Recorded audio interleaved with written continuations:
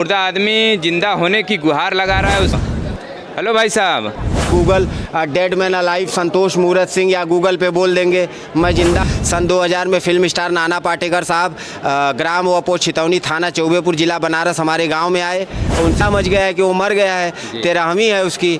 तो बोले अच्छा जी, और बोले कि मैं जिंदा हूँ, को इस ट्रेन से यहाँ से बैठा के भेजा जा रहा है। ठीक स्थितियाँ ठीक नहीं है, हमें थोड़ी बहुत मदद करवा दीजिए।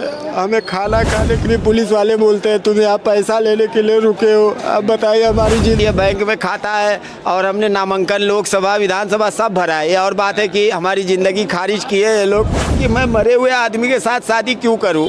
मैं वहाँ सुला देंगे, हाँ, न नहाने का ठिकाना न खाने का ठिकाना। मैं आइए आज आपको ऐसे शख्स से मिलाता हूं जो कि अपने ज़िंदगी की जिद्दोजहद में लड़ रहा है और अपना जिंदा होने की सबूत दे रहा है, लेकिन शासन प्रशासन के जो लोग हैं वो उसको जिंदा नहीं मानते हैं। वो एक मृत व्यक्ति के रूप में लिखित तौर पर यहाँ पर है इस समय, और सामने आप तख्ती पर भी इसके देख सकते हैं कि मैं जिंदा हूँ का टैग लगा करके प्रतिदिन की तरह यहाँ पर धरना प्रदर्शन कचहरी के सामने देता है।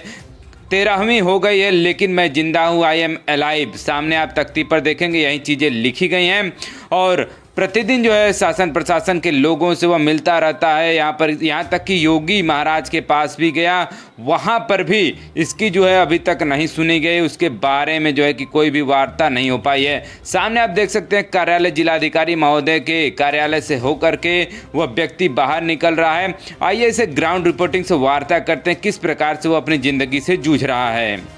नमस्कार, इसमें हम लोग वाराणसी में और वाराणसी की कचहरी में हम लोग पहुँचे हैं और इस समय हम आपको एक बता दें कि एक जिंदा आदमी जो मुर्दा आदमी जिंदा होने की गुहार लगा रहा है, उसका जो कहीं ना कहीं जो कागजात में उसके नाम है वो कहीं ना कहीं वहाँ से कट चुके हैं और उसको जो कि मुर्दा घोषित कर दिया गया है। बगल में देखिए हमारे लेटे हुए कफन। हेलो भाई साहब, हेलो भाई साहब, हाँ उठिए। तो देखिए यहीं वो व्यक्ति हैं जो कि वाराणसी की कचहरी में इस समय हैं और तख्ती भी आप देख सकते हैं मैं जिंदा हूँ का इनका टैग है और 13वीं हो गई मगर आई एम अलाइव, मतलब मैं जिंदा हूँ। 13वीं हो चुका है लेकिन अभी तक ये जिंदा है। क्या नाम हुआ आपका? जी सर्वप्रथम आपको प्रणाम, जनता जनार्दन को प्रणाम। मेरा नाम संतोष मूरत सिंह है और Uttar Pradesh government declares me dead, but मैं जिंदा हूँ। 20 वर्षों से अपने आप को जीवित घोषित करने के लिए तमाम जद्दोजहद कर रहे हैं लेकिन आज तक सरकार के कानों पे जू नहीं रहेगा साहब जी। और देश विदेश की मीडिया ने कवर कर लिया है। आप हमारे संघर्ष को गूगल पर भी देख सकते हैं, search me on Google dead man alive Santosh Murat Singh या गूगल पे बोल देंगे मैं जिंदा हूँ संतोष मूरत सिंह, तो भी आप हमारे संघर्ष को देख सकते हैं। 104 बार प्रशासन ने हमारी जेल यात्रा भी करा दी है। आए दिन आधा महीने का 20 दिन जेल में बीतता है, 10 दिन इधर उधर धरना प्रोटेस्ट आंदोलन करते करते। 1988 में हमारे पिताजी आर्मी में थे, उनका देहांत हो गया। पिताजी का नाम स्वर्गीय मूरत सिंह, और जो है कि आर्मी रिटायरमेंट के बाद जब उनका देहांत होता है 88 में, तो माताजी विधवा गण और पुत्र हमारा नाबालिग तौर पे 7-8 वर्ष उसमें वो था नाम, और वो वरासत हो गई 1988 में, वो नाम चलते आया। सन 2000 में फिल्म स्टार नाना पाटेकर साहब ग्राम वपो छितौनी थाना चौबेपुर जिला बनारस हमारे गांव में आए।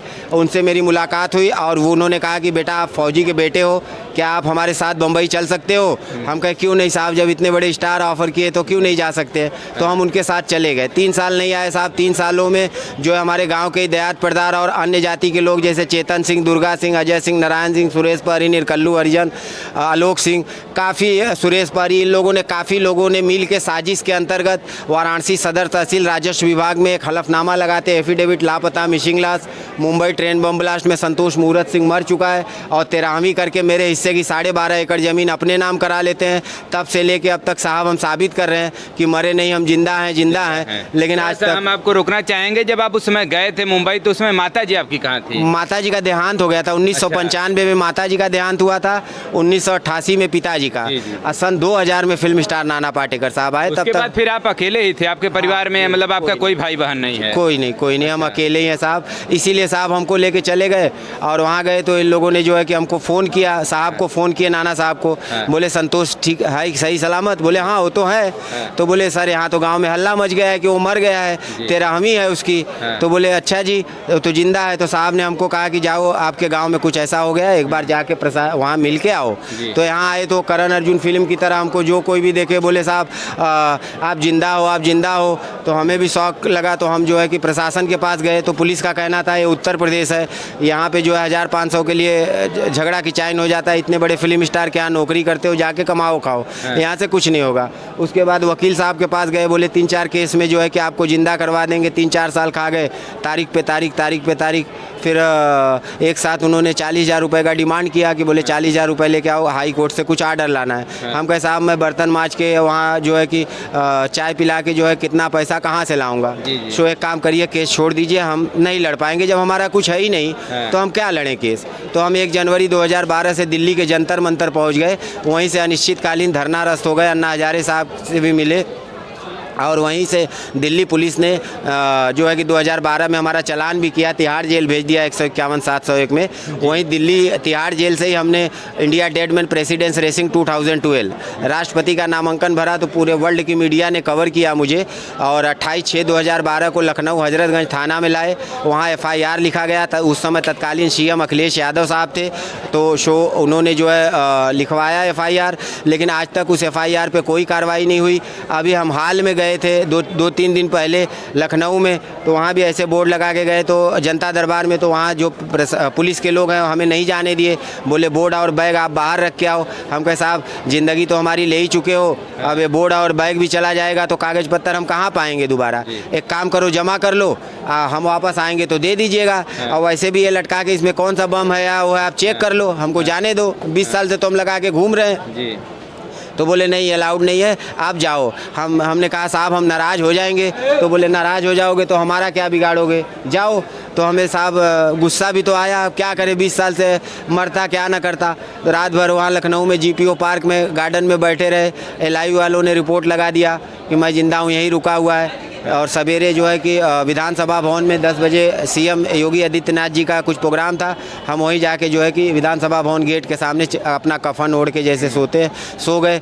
15 मिनट में पूरा खड़बड़ी मच गई, मार पुलिस मार मीडिया सब आ गए। फिर हमको गिरफ्तार किए, लेके गए हजरतगंज थाना, दिन भर वहाँ रखे, शाम को वहाँ ज्ञापन दिलवाए हजरतगंज थाना में। फिर वहाँ की पुलिस जो है ट्रेन में बैठा दिए हमको, वीडियो बना लिए, बयान ले लिया, और वहाँ का पुलिस यहाँ के पुलिस से संपर्क किए और बोले कि मैं ज़िंदा हूँ, को इस ट्रेन से यहाँ से बैठा के भेजा जा रहा है, आप लोग जो है ध्यान दीजिएगा।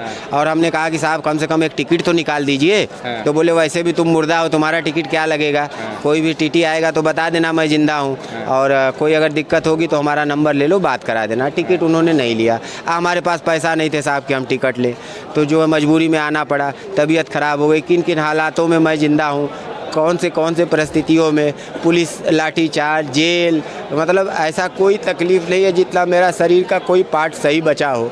मतलब कैसे साबित करें कि हम जिंदा हैं। मैं कौन हूँ कंकाल या हूँ इंसान, इस बात का फैसला कौन करे। जिस देश में मुर्दे जिंदा हो वो है मेरा भारत देश महान। मैं क्या बोलूँ, मेरा भारत देश महान कि आपका भारत देश महान। तो देखिए आप देख सकते हैं किस प्रकार के पढ़े लिखे जो यहाँ के लेखपाल हैं किस प्रकार से रिपोर्ट लगाते हैं कि बिना डेड बॉडी देखे डेथ सर्टिफिकेट इनका इशू कर देते हैं। उसके बाद इनकी जो ज़मीन है 12.5 एकड़ जो ज़मीन है वो इनके जो पर्दार हैं वो गबन कर जाते हैं, और तब से ये जो है कि अपनी गुहार लगा रहे हैं कि मैं ज़िंदा हूँ, आई एम अलाइव। और तमाम अलग अलग मीडिया के जो बंधु हैं वो पहुँच रहे हैं, तो उनको जो है कि कवर करने का प्रयास कर रहे हैं, लेकिन सरकार के जो अधिकारी हैं इन पर अभी कानों पर जू रेंगने का नाम नहीं ले रहा है। और जब भी इनका कोई VIP मूवमेंट होता है बनारस में, तब इनको जो है कि उठा करके जेल में बंद कर दिया जाता है। लगभग 104 बार ये जो जेल भी जा चुके हैं, और आज भी VIP मूवमेंट है। 2 दिन पहले VIP मूवमेंट था, तो उसमें भी इनको जिला बदर कर दिया गया था कि आपको बनारस में दिखाई नहीं देना है।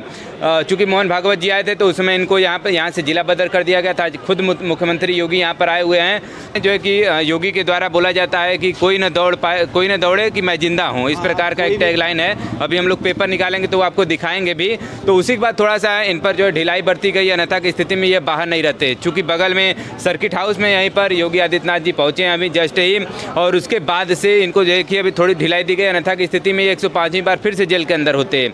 और क्या कहना चाहेंगे? और यही कहना चाहेंगे साहब कि हमारी दैनिक स्थितियाँ ठीक नहीं है, हमें थोड़ी बहुत मदद करवा दीजिए। हमें खाना खाने के लिए पैसा जो है, हमारा गूगल पे नंबर है, उस पर आप थोड़ा बहुत मदद करवाने की कृपा करें। यही दोनों नंबर है, कौन सा नंबर है आपका गूगल पे? हम बता रहे हैं 976948 3265। ये हमारा गूगल पे नंबर है। आप ये भी कह सकते हैं साहब कि अगर मैं मरा हुआ हूँ तो गूगल पे हमारा कैसे चल रहा है, जी, जी। बैंक में खाता हमारा कैसे है, अगर मैं मरा हुआ हूँ तो जेल कैसे जा रहा हूँ, अगर मैं मरा हुआ हूँ तो धरना कैसे दे रहा हूँ, और अगर मैं मरा हुआ हूँ तो ये सब कौन कर रहा है। मैंने नामांकन भी भरा, सब चीज़ किया, लेकिन मतलब आप राष्ट्रपति का चुनाव भी लड़ चुके हैं। आप देख सकते हैं गूगल पे पूरा है साहब। हमें तो अभी जब सुबह से शाम तक आप यहीं धरने बैठे रहते हैं तो फिर आपके जो भोजन का प्रबंध कैसे हो पाता है आपका? कुछ नहीं साहब, कभी कभी भूखे ही रह जाते हैं, कभी कोई किसी के दया माया आई तो कोई आता है चाय पिला देता है, कोई खिला देता है, उस पर भी पुलिस वाले बोलते हैं तुम यहाँ पैसा लेने के लिए रुके हो। अब बताइए, हमारी ज़िंदगी भी ले लिए, अगर हमें कोई चाय पिलाता है, खाना खिलाता है तो बोले कि तुम ऐसा कर रहे हो, बताओ अब क्या करें, इससे करें। चले देखिए, इनकी गुहार है जो आप ये देख पा रहे हैं, इनका गूगल पे नंबर इधर बगल में ये लिखा हुआ है, तो आप इनको जो भी हो कुछ भी अनुदान दे सकते हैं। चूँकि सुबह शाम तक कहीं धरना बैठे रहते हैं तो इनके जो खाने का प्रबंध है वो कहाँ से हो पाएगा। सोते आप कहाँ पर हैं? जी 10 से 5 हमारा यहाँ जिला मुख्यालय है, गेट के बाहर जो है वहाँ धरना देते हैं। अभी भी सीएम आए हैं इसलिए हमको अंदर भेज दिया गया है। कहते हैं हाउस अरेस्ट जैसे होता है, तो मतलब कचहरी अरेस्ट कर दिए हैं कि इस गेट के बाहर नहीं निकलोगे। सीएम चले जाएंगे तो 10 से 5 हमारा जिला मुख्यालय पे धरना रहता है। 5 बजे शाम के बाद जो है रात को जो है मणिकर्णिका जहाँ मुर्दे जलते हैं वहाँ पे हम रहते हैं साहब। लेकिन वहाँ पे भी कभी कभी क्या होता है, कोई मुर्दा जलाने आता है तो घबरा जाते हैं, तो वहाँ पे भी प्रशासन परेशान करती है हमको।